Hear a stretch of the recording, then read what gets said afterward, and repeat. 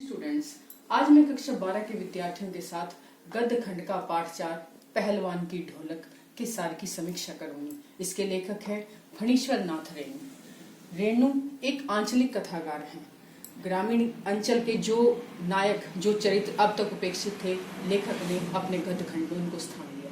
ये कहानी एक श्यामनगर गांव की कहानी है, जहां पर सर्दी की ऋतु में हेजे और मलेरिया ने अपने पांव पसार लिए हैं। उसका आतंक इतना छाया हुआ है कि चारों तरफ लाशों के ढेर दिखाई देते हैं। रात्रि में सियार और कुत्तों के रोने की आवाज सुनाई देती है। ऐसे वातावरण में केवल लुट्टन सिंह पहलवान एक ऐसा व्यक्ति है जिसकी ढोलक की आवाज ऐसे वातावरण में मृत संजीवनी का काम करती है। उसकी ढोलक सुनकर लोगों में प्राणों का संचार हो जाता है। लुट्टन सिंह पहलवान की कहानी बड़ी ही रोचक है। जब वह 9 वर्ष का था तो उसके माता पिता की मृत्यु हो गई और उसकी छोटी आयु में उसका विवाह हो जाता है, तो उसकी सास ही उसका लालन पालन करती है। बचपन से ही उसके शारीरिक विकास इस प्रकार हुआ कि उसमें पहलवानी के गुण दिखाई देने लगे और उसने ऐसे ही अपनी काया पर मुग्ध होकर उसी गांव के एक प्रसिद्ध पहलवान चांद सिंह, जिसे लोग शेर के बच्चे के नाम से जानते थे, उसको चुनौती दे डाली। और संयोग की बात देखिए कि लुट्टन सिंह पहलवान ने चांद सिंह को धराशायी कर दिया, तो वहां के राजा ने इस बात से खुश होकर उन्हें अपने दरबार में रख लिया। उसके अच्छे दिन आए और वह दरबार में अपने अच्छे सुखपूर्वक दिन व्यतीत करने लगा। इसी बीच लुट्टन पहलवान की पत्नी ने 2 पुत्रों को जन्म दिया, लेकिन दुर्भाग्य कि उसकी पत्नी भी 2 पुत्रों को जन्म देने के बाद स्वर्ग सिधार गई।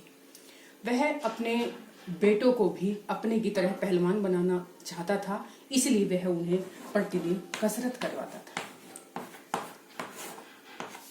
इसके बाद वक्त फिर बदला और पहलवान के सुखों का अंत दिखाई देने लगा। श्यामनगर के राजा की मृत्यु हो गई और वहां पर दूसरा जो राजा आया, उसने वहां की व्यवस्था को ही बदल दिया और लुट्टन पहलवान को दरबार से निकाल दिया। लुट्टन पहलवान उस दरबार से निकलने के बाद अपने दोनों बेटों के साथ गांव की एक झोपड़ी में आकर अपने दिन बिताने लगा। लेकिन दुर्भाग्य ने वहां भी उसका पीछा नहीं छोड़ा। जब वह अपने बेटों के साथ रह रहा था, तो उस एक दिन दोनों बेटे उसके हेजे और मलेरिया का शिकार हो जाते हैं और दोनों बेटे उसके मृत्यु की गोद में समा जाते हैं। लुट्टन पहलवान की ढोलक अभी भी धक धिक तड़ाधड़ करती बजती जा रही थी और वह अपने बेटों की मृत्यु से दुखी जरूर था, लेकिन आहत नहीं था।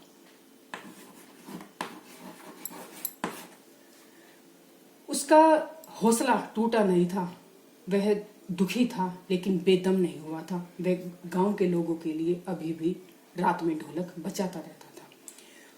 गांव के लोग बड़े आश्चर्य होते थे जब उसे देखते थे कि दोनों बेटों की मृत्यु ने भी उसे तोड़ा नहीं था।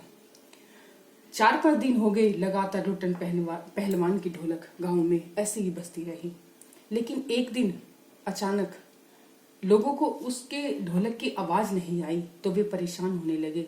देखा कि किसी को गांव में इतना बुरी दुर्दशा थी कि किसी ने इस बात पर ध्यान नहीं दिया। लेकिन जब 4-5 दिन बाद उन्होंने लुट्टन पहलवान की झोपड़ी में जाकर देखा तो सियार उसके मृत शरीर को खा चुके थे। इस प्रकार लेखक बताना चाहते हैं कि एक लोक कला और एक कलाकार की दुखद मृत्यु का किस प्रकार अंत होता है और लुट्टन पहलवान अपनी कला के साथ ही इस दुनिया से चले जाते हैं।